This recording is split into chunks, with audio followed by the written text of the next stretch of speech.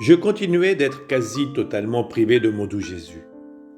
Ma vie s'écoulait dans la douleur. Je sentais un grand ennui, une grande lassitude de vivre. Je me disais intérieurement, oh, comme mon exil est prolongé. Oh, quel serait mon bonheur si je pouvais dissoudre les liens de ce corps.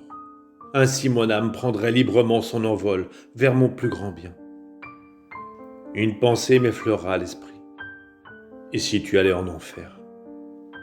Pour empêcher que les démons ne m'attaquent sur ce point, je me suis dépêché de dire, alors même en enfer, j'enverrai mes soupirs à mon doux Jésus, même là je l'aimerai. Pendant que j'entretenais ces pensées et bien d'autres, il serait trop long de les mentionner toutes. Mon aimable Jésus se montra pendant un court temps, et d'un ton sérieux il me dit, ton temps n'est pas encore arrivé. Dans une lumière intellectuelle, il me fit comprendre que tout doit être ordonné dans une âme. L'âme possède beaucoup de petites chambres, une pour chaque vertu ayant avec elle toutes les autres. De telle manière que si l'âme semble ne posséder qu'une vertu, celle-ci est accompagnée de toutes les autres. Néanmoins, les vertus sont toutes distinctes et chacune a sa place dans l'âme.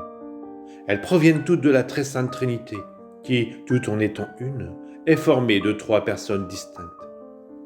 J'ai aussi compris que chacune des chambres de l'âme est ou bien remplie par une vertu, ou bien par le vice opposé, et que s'il n'y a ni vertu ni vice, elle reste vide.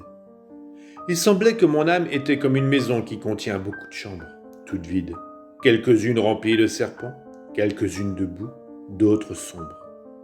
Ah Seigneur, toi seul peux mettre de l'ordre dans ma pauvre âme.